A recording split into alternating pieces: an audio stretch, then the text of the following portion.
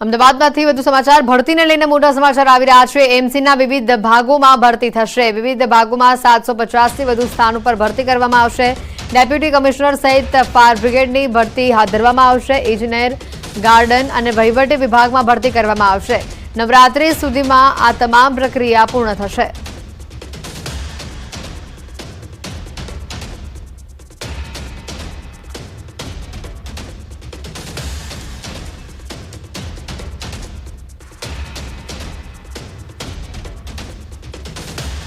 ભરતીને લઈને મોટા સમાચાર। 3 deputy commissioner, chief fire officer, additional chief fire officer, 2 deputy chief fire officer, 3 સહાયક station officer, 10 સહાયક સબ ઓફિસર, 102 સહાયક fireman, principal, director general garden, 42 assistant manager, 612 સહાયક junior clerk, 119 સહાયક technical supervisor આ તમામ જગ્યા પર ભરતી કરવામાં આવશે। फायर विभाग होय, एंजीनियरिंग विभाग होय, क्लेरिकल विभाग होय, वहीवटी विभाग आ तमाम विभागोनी अंदर आगामी समयगाळा दरमियान આપણે વાત કરીએ કે કર્મચારીઓની આમાં ભરતી કરવામાં આવશે। એના માટેની પરીક્ષા પણ લેવામાં આવશે। એમની અરજીઓ પણ મંગાવવામાં આવી છે। ફાયરમેનની જો જગ્યાની વાત કરવામાં આવે તો લગભગ 102 જેટલા ફાયરમેન, તદુપરાંત મહાનગરના ફાયર ઓફિસર હોય, એડિશનલ ચીફ ફાયર ઓફિસર હોય, આ ફાયર વિભાગની અંદર તદુપરાંત એન્જિનિયરિંગ વિભાગની અંદર 93 જેટલા ટેકનિકલ સુપરવાઇઝરો વોર્ડ કક્ષાએ મૂકવામાં આવશે। મોરબીમાં ગુજરાત પ્રદેશ કિસાન કોંગ્રેસના પ્રમુખ પાલ આંબલિયાએ ખેડૂતોને સાથે રાખીને જિલ્લા કલેક્ટરને આવેદનપત્ર પાઠવ્યું છે, જેમાં પાવર ગ્રીડ કંપની દ્વારા ખેડૂતોને 1 વર્ષના બદલે 5 વર્ષનું વળતર આપવાની માંગ કરાઈ છે। ઉપરાંત તેઓને સંપાદન કર્યા સિવાયની આજુબાજુની અન્ય જમીનોનો ઉપયોગ ન કરે અને ખેડૂતોને ધમકાવે નહીં તેવી પણ રજૂઆતો કરવામાં આવી છે। અહીંયા માણિયા, મિયાળા અને હળવદ તાલુકામાંથી પાવર ગ્રીડ કંપનીનો 765 કેવીનો હેવી વીજ લાઇન પ્રોજેક્ટ પસાર થાય છે। મોરબી જિલ્લાના હળવદ અને માળિયા તાલુકામાંથી જે પાવર ગ્રીડની 765 કેવીની લાઇન નીકળે છે એનું જે ક્ષુલ્લક વળતર આપીને એક થાંભલાએ 50,000, 54,000, 70,000 જેવી આપીને જે ખેડૂતોની મહામૂલી કિંમતની જમીન છે આ જમીનનું વળતર બહુ ઓછું છે, એટલે એના વિરોધમાં મુખ્ય વાત એ છે કે ખેડૂતને યોગ્ય વળતર આપો। મેઇન રજૂઆત તો એમની વળતર સંદર્ભે જ હતી અને વળતર સંદર્ભે મેં કીધું એમ પોલિસી મેટર છે, પણ સરકારશ્રીમાંથી કંઈ પણ પરિપત્રિત થશે તો એ મુજબ કંપની આ લોકો ખેડૂતોને ચૂકવવા બંધાયેલી પણ છે ને એ મુજબ આપણે એમને સમજૂત પણ કર્યા છે। અમદાવાદના મણિનગર વિસ્તારમાં એક શાળામાં આગ લાગી હોવાની ઘટના સામે આવી છે। સ્વામિનારાયણ સ્કૂલમાં આગ લાગવાની આ ઘટના સામે આવી છે।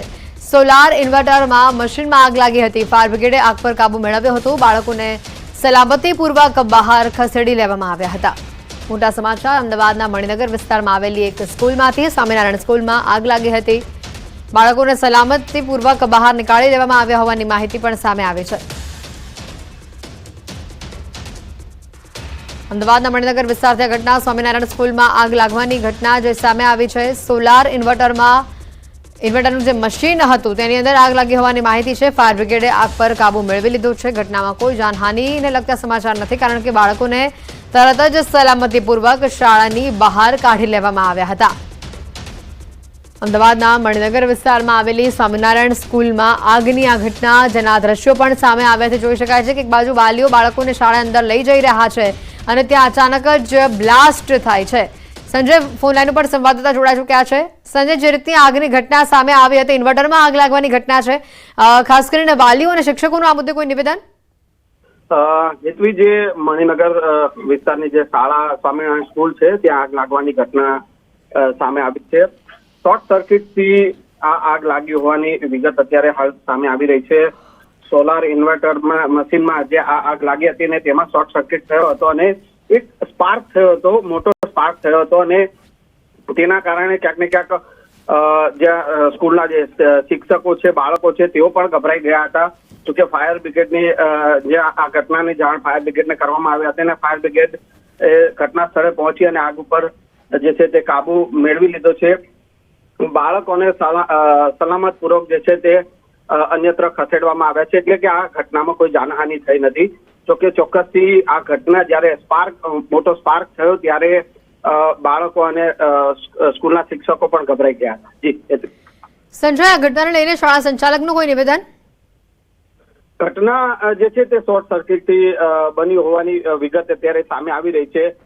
ફાયર બ્રિગેડે તાત્કાલિક ઘટના સ્થળે પહોંચી અને આગ ઉપર કાબુ મેળવી લીધો છે. ચોક્કસથી કઈ શાળા સંચાલક પણ એ જ જણાવી રહ્યા છે કે આ ઘટના ક્યાંક ને ક્યાંક જે છે તે શોર્ટ સર્કિટના કારણે થઈ છે.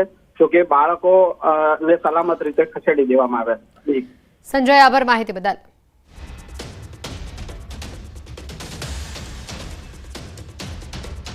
સમાચારોમાં હાલ રોકાઈશું એક બ્રેક માટે.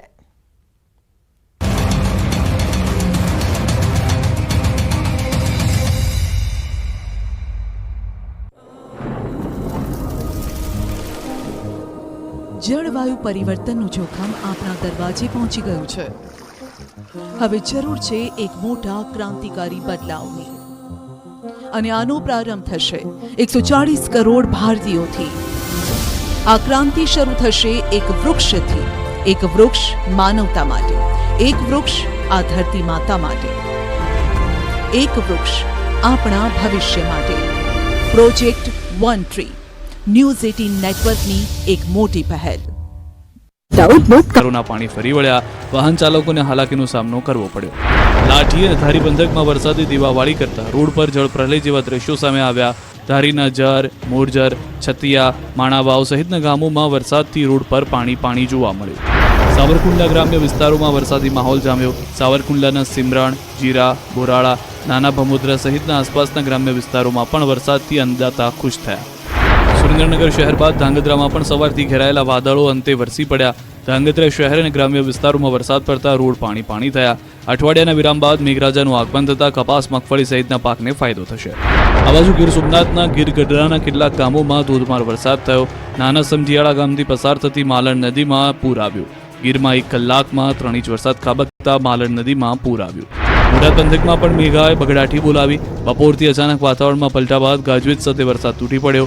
શહેરના Paliyad road, Gadhada road, Bhavnagar road પર વરસાદ પડ્યો. ગઢડાના ગ્રામ્ય વિસ્તારમાં પણ વરસાદી જમાવટ કરી. પોરબંદરમાં 1 સપ્તાહના વિરામ બાદ ફરી એક વખત થોડા સમય માટે જિલ્લામાં મેઘમહેર જોવા મળી.